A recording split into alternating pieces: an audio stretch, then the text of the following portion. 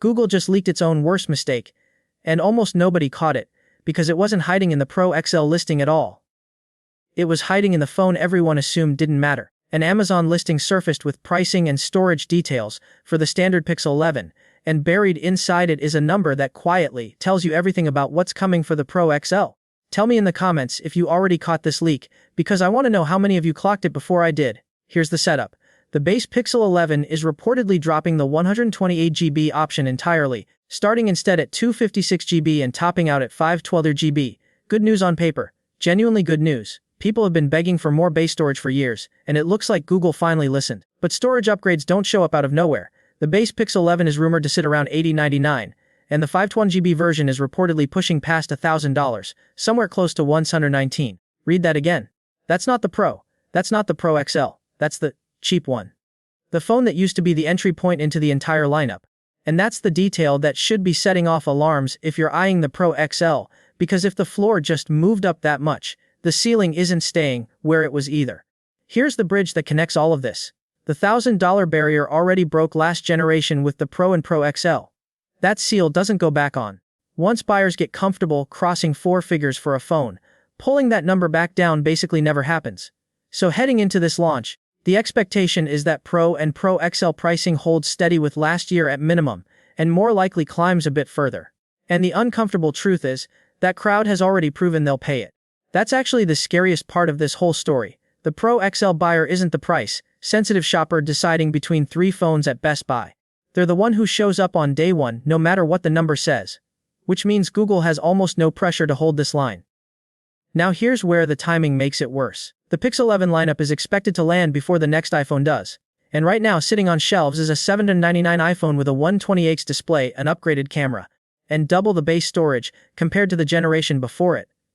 That's the phone people are going to be holding in their hand, mentally, while they look at a Pro XL that could be priced hundreds of dollars higher. Picture launch week. Every reviewer, every YouTuber, every comment section running the same comparison. $1,000 plus Pro XL sitting next to a $799 iPhone that's still fresh and still genuinely good. Doesn't matter if the Pro XL wins on paper. Perception wins the internet, and perception moves a lot faster than spec sheets do. But here's the turn, and it's the part that actually flips this whole story on its head. Google has a pattern, and it is remarkably consistent. Once the launch week outrage dies down, the discounts start hitting hard. We've watched the Pro XL get slashed by $200 or $300 within weeks of release before. We've seen the regular Pro drop into pricing nobody expected. Google plays the long sales game better than almost any other phone maker on the market, and those discounts have a habit of landing right around when the next iPhone actually drops. So here's the moment that should make you stop and rethink everything. The Pro XL could launch at its highest price point ever, get dragged through weeks of way too expensive headlines, and then quietly turn into one of the best deals in the entire flagship space a month or two later, once the sale hits. That's not a maybe. That's the exact cycle Google has run multiple years in a row, and nothing about this year suggests they're breaking the pattern now. Zoom out for a second, because this isn't only a Google story anymore. Samsung already raised prices industry-wide, roughly $100 more than last cycle. Memory costs, storage costs, every component behind the scenes has gotten more expensive across the board. And manufacturers everywhere are finally passing that along instead of quietly eating it. What used to be an occasional price bump from one company now looks like the entire premium Android space shifting up at the same time. That runway of absorbing costs quietly is ending, and it's ending everywhere at once, not just at Google. Walk into any electronics store right now and you'll feel it yourself. RAM prices, storage prices, even basic components that used to be an afterthought in a phone's bill of materials are suddenly a real line item again.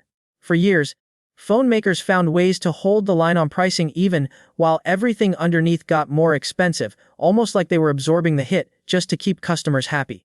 That cushion looks like it's finally gone. And when the cushion disappears industry-wide at the same time, no single company looks like the villain, but every single buyer still feels it in the same place, their wallet. Here's what makes the Pro XL specifically worth defending though. The reasons people pick a Pixel over an iPhone haven't disappeared, they've actually gotten stronger. RCS finally makes group chats, reactions and read receipts work properly between Android and iPhone. Quick Share now runs right alongside AirDrop, so sending a file to someone's iPhone isn't the dead end it used to be. And Pixel phones still let you use facial recognition for banking apps, something Samsung phones currently can't touch. None of that changes because the price tag went up. Someone standing at the counter deciding between a Pixel Pro XL and sticking with an iPhone still has every one of those reasons intact. So the real question isn't whether the Pro XL is good enough. It almost certainly is. The real question is whether people are willing to pay premium, stacked on, premium pricing on day one, before the inevitable discount train shows up. Which brings us to the one lever that could completely rewrite this entire story: trade in value. If Google wants to soften a Pro XL price hike, the sticker price isn't the thing to fix, the trade-in offer is. A genuinely strong trade-in push, aimed at both previous Pixel owners and iPhone switchers, could flip the entire narrative overnight. Instead of, the Pro XL got expensive, go ahead and subscribe, that's exactly the kind of insider update I'll have ready the second it breaks.